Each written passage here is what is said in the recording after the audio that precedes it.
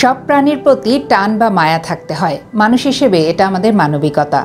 মানুষ পৃথিবীর সবচেয়ে উন্নত ও বুদ্ধিমান প্রাণী হলেও এই শ্রেষ্ঠত্বের অর্থ কখনোই অন্য প্রাণীর উপর কর্তৃত্ব নয়, বরং এর অর্থ হলো অন্য জীবের প্রতি এক ধরনের দায়িত্বশীলতা, সহানুভূতি ও মানবিকতা দেখানো।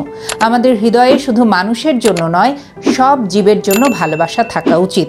আরও একবার সবাইকে স্বাগত জানাচ্ছি ফিয়াদা টকারে।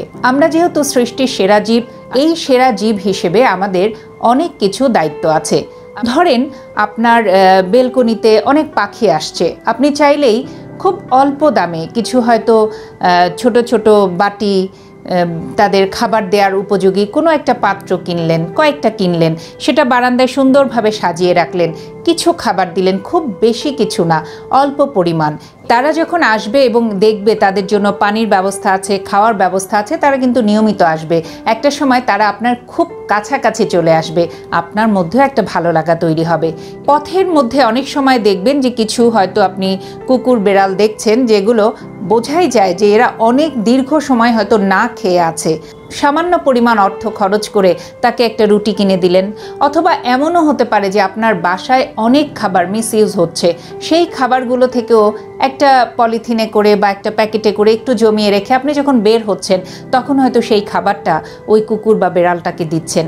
তার উপকার হচ্ছে, তার প্রতিও আপনার এক ধরনের দায়িত্ব আপনি পালন করতে পারছেন। আমরা মানুষরা আসলে অনেক বড় বড় কথা বলি, অনেক দায়িত্ব পালন করতে চাই, হয়তো ভাবি যে কীভাবে করব, কিন্তু এই ছোটোখাটো বিষয়গুলোর মধ্যে দিয়েও কিছু প্রাণকে যে বাঁচানো যায়, কিছু প্রাণের প্রতি যে আমাদের দায়িত্ব আছে সেটা পালন করা যায়, এই বিষয়গুলো আমরা হয়তো খেয়ালই করি না। যখন আমরা কোনো প্রাণীকে একটু খাবার দিব, আদর করব, কিংবা কষ্ট থেকে রক্ষা করব, তখন আমরা কেবল তার জীবনই রক্ষা করছি না, বরং নিজেদের হৃদয়কে আরও মানবিক করে তুলছি। আপনার মনের মধ্যেও দেখবেন এক ধরনের ভালো লাগা কাজ করবে। আপনি ধর্ম এবং নৈতিকতার বিষয়ের দিক থেকেও যদি দেখেন, প্রত্যেকটা প্রাণীর প্রতি সদয় হওয়ার কথা বলা হয়েছে। প্রায় সব ধর্মেই প্রাণের প্রতি যে একটা সদয় হওয়ার বড় গুণ, সেটা কিন্তু কোনো ধর্মই বাদ নেই। আধুনিক সমাজে অনেক সময় দেখা যায় যে প্রাণের প্রতি আমরা এক ধরনের অবহেলা করছি। যদিও আমরা কথায় বলি আমরা মানুষ, কিন্তু বাস্তব জীবনে কতটা মানুষ হতে পেরেছি আমরা? রাস্তায় আহত কুকুর পড়ে থাকলে আমরা পাশ কাটিয়ে যাই। অনেকেই পাখিকে খাঁচায় বন্দি করে রাখে শুধুমাত্র বিনোদনের জন্য। যে সমাজে দুর্বল বা বাকরুদ্ধ প্রাণীর স্থান নেই, সেই সমাজ কখনো প্রকৃত অর্থে সভ্য হতে পারে না। যেদিন মানুষ বুঝবে যে সব জীবের প্রাণ আছে, অনুভূতি আছে, সেদিনই সভ্যতা এগুবে সত্যিকারের মানবিকতার পথে। তাই আমাদের অনেক বেশি মানবিক হওয়া প্রয়োজন, এবং ছোট থেকেই শিশুর মধ্যে এই মানবিকতাগুলো দিয়ে দিতে হয়। কীরকম? যেমন একটি শিশু যদি ছোট থেকেই প্রাণের প্রতি ভালোবাসা শেখে, তবে সে বড় হয়ে সহানুভূতিশীল হবে, দায়িত্বশীল হবে ও ধৈর্যশীল মানুষ হবে।